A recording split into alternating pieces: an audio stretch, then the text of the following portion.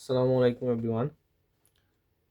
খুবই একটি গুরুত্বপূর্ণ বিষয় আমাদের বাংলাদেশী যে জাতিসত্তা সেটার সাথে জড়িত আমাদের মহান মুক্তিযুদ্ধ ১৯৭১।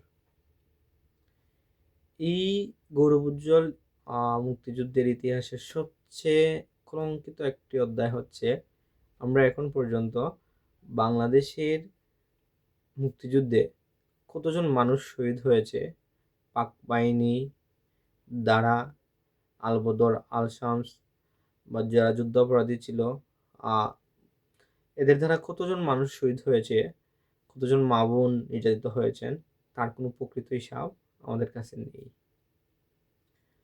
মুক্তিযুদ্ধের সবচেয়ে বড় দাবিদার পতিত ফ্যাসিস্ট আওয়ামী সরকারের আমলে যিনি মুক্তিযুদ্ধ বিষয়ক মন্ত্রী ছিলেন আকম মোজাম্মেল হক, তার মতে সেই সংখ্যাটা ৬,০০০ও অতিক্রম করেনি। যারা মুক্তিযুদ্ধের যুদ্ধাহত মুক্তিযোদ্ধা প্লাস মুক্তিযুদ্ধের শহীদ ফ্যামিলি হিসেবে বাধা পায়, সেই হিসাবে কিছুদিন আমরা শুনি যে ৩০ লাখ, কিছুদিন আমরা শুনি যে না, এটা হচ্ছে শব্দের চয়েসে ভুল হয়েছে, যেটা 3 লাখ না বলে 3 মিলিয়ন বলা হয়েছে। 1 million means 10 lakh, so 3 million means 30 lakh. এই জায়গায় এসে সংখ্যাটা নিয়ে বিতর্ক। আওয়ামী লীগ যেটাকে খুব বড় করে দেখাতে চায়, আবার অন্যান্য রাজনৈতিক দল। বিষয়টা হচ্ছে ৫৪ বছর হয়ে গেছে আমাদের স্বাধীনতা, কিন্তু এখনো আমরা এই মুক্তিযুদ্ধের প্রকৃত সংখ্যা কত সেটা এখনো আমরা নির্ণয় করতে পারিনি। আমি পার্সোনালি যেটা মনে করি, আমরা বলি ৬৮,০০০ গ্রাম বাংলা। ওকে, তাহলে বাংলাদেশে গ্রাম আছে ৬৮,০০০। সো এই ৬৮,০০০ গ্রামের প্রত্যেক গ্রামের না হলেও এখনো ২-১জন, ৪জন, ৫জন মানুষ আছে যারা মুক্তিযুদ্ধ দেখেছে, মুক্তিযুদ্ধের সময় ওই নিজ গ্রামে সশরীরে উপস্থিত ছিল। ওকে, অ্যাট দ্য সেম টাইম যদি বাংলাদেশে আমাদের পৌরসভা, সিটি কর্পোরেশন এগুলো হিসাব করা হয়, একইভাবে এই বিভিন্ন এলাকায় এই মানুষগুলো এখনো জীবিত, যারা মুক্তিযুদ্ধকে স্বচক্ষে দেখেছে, তাদের কাছ থেকে একটা হিসাব নেওয়া যেতে পারে। এমনিতে আমাদের মুক্তিযুদ্ধের দলিল, মুক্তিযুদ্ধের ইতিহাস বিভিন্ন খণ্ডে সংরক্ষিত আছে। এগুলোর পাশাপাশি যে মানুষগুলো এখনো জীবিত রয়েছে, যারা মুক্তিযুদ্ধকে স্বচক্ষে দেখেছে, আপনার এলাকায় যিনি ১০০ বছরের বৃদ্ধ, উনি নিশ্চিত জানে আপনার গ্রামে যে মুক্তিযুদ্ধের সময় কয়জন মানুষ মারা গেছে, ওই এলাকায় কতটি মানবতা বিরোধী অপরাধ সংঘটিত হয়েছে, কারা ওই এলাকার কারা যুদ্ধ অপরাধী ছিল, মুক্তিযুদ্ধের সময় কারা পাকিস্তানিকে হেল্প করেছে, কারা আলবদর, আল শামস এই বাহিনীগুলোর সাথে যুক্ত ছিল। সো নিরপেক্ষভাবে এটার একটা তদন্ত হওয়া দরকার, একটা পূর্ণাঙ্গ তালিকা হওয়া দরকার শহীদদের সংখ্যার নির্ণয়ের জন্য। কিন্তু দুঃখজনক হলেও সত্য, বিগত ৫৪ বছর যে দলগুলো বাংলাদেশে শাসন করেছে, বাংলাদেশকে শাসন করেছে, বিশেষ করে বাংলাদেশ জাতীয়তাবাদী দল বিএনপি, বাংলাদেশ আওয়ামী লীগ এবং স্বৈরশাসক এরশাদ, এই ৩ দলের দ্বারাই বাংলাদেশ বিগত ৫৪ বছর শাসিত হয়েছে।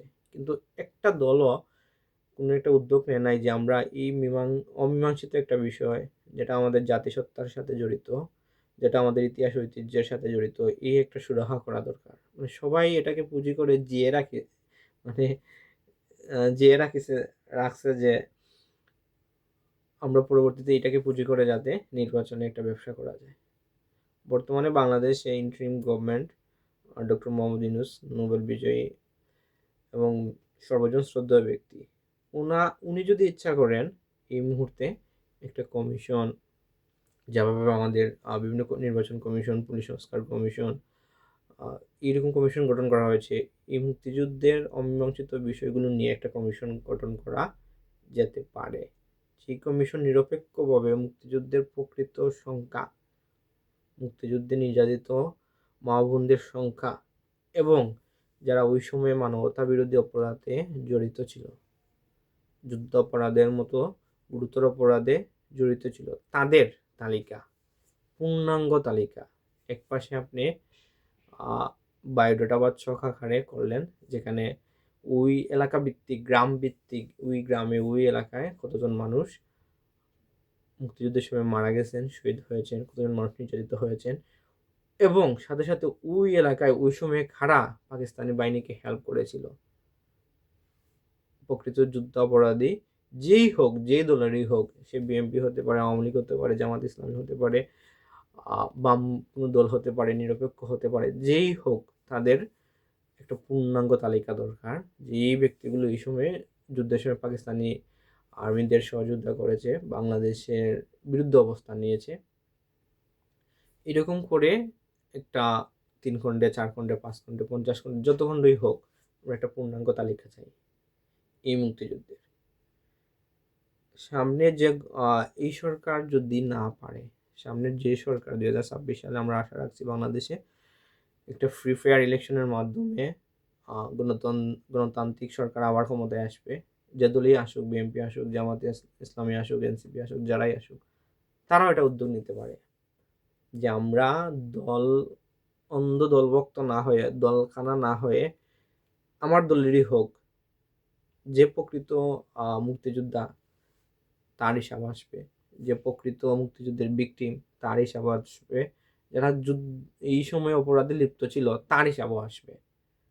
সো এখানে মুক্তিযুদ্ধের প্রকৃত সংখ্যা, ভিকটিমের সংখ্যা, যারা ওই সময় যুদ্ধ অপরাধে লিপ্ত ছিল তাদের সংখ্যা, সবটার একটা পূর্ণাঙ্গ হিসাব আমরা চাই।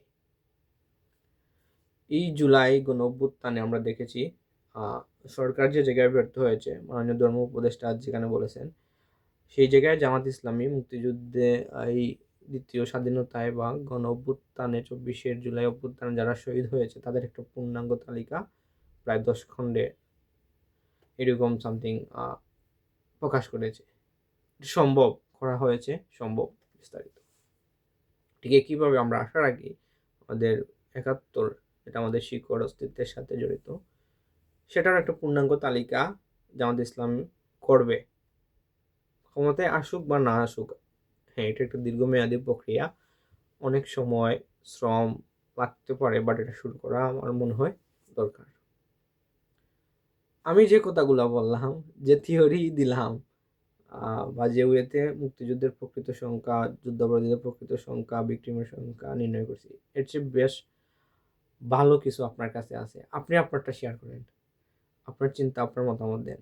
বাট আমরা দিন শেষে এক জায়গায় আসি যে আমাদের মুক্তিযুদ্ধের এই হচ্ছে প্রকৃত ইতিহাস, এই হচ্ছে প্রকৃত সংখ্যা। এই 30 লক্ষ আর 3 লক্ষ এই টপিকস নিয়ে শুধুই সময় নষ্ট, শুধুই অর্থ নষ্ট, এগুলো না করে আমরা এক জায়গায় এসে উপনীত হই। ধন্যবাদ সবাইকে। আসসালামু আলাইকুম।